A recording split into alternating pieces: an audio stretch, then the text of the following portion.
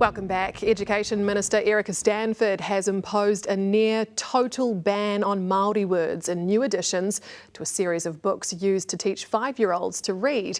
She says the inclusion of te reo Māori can confuse young readers, but primary school principals say the evidence doesn't support that. Here's senior reporter Juliet Speedy.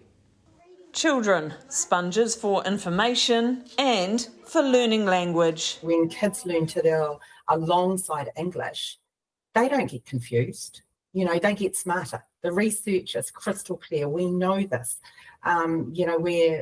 We've seen in Europe, for example, children knowing 4 or 5 languages. An Education Ministry report shows Stanford decided in October last year to exclude all Māori words except for characters' names from any new books in the Education Ministry's Ready to Read Phonics Plus series. The paper showed the decision was driven by concern Māori words were confusing for children learning to read English. The evidence in New Zealand is that our te reo speak in our kura kaupapa and our kura iwi, they're learning 2 languages and they outperform our mainstream children.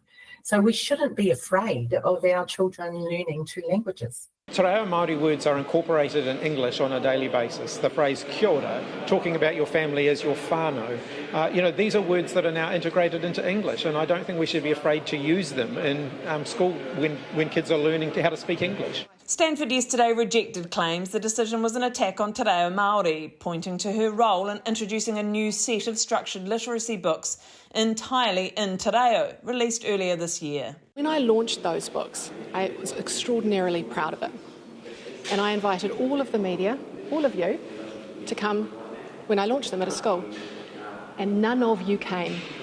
Not one of you. But the event Stanford is referring to was at Kirikiri Primary School on the 4th of February this year, 2 days out from Waitangi Day. You come to everything else that I do, but you didn't come to that one. It was really disappointing. So it was a good news story. After questions in the House today, Stanford said she is making change, but not at the expense of te reo Māori. In the new books that will round out the series, a dozen or so that still need to be produced, will still contain Māori words. And to say they're being banned is absolutely wrong. But it seems how te reo fits into books for young readers is a story the government's now rewriting.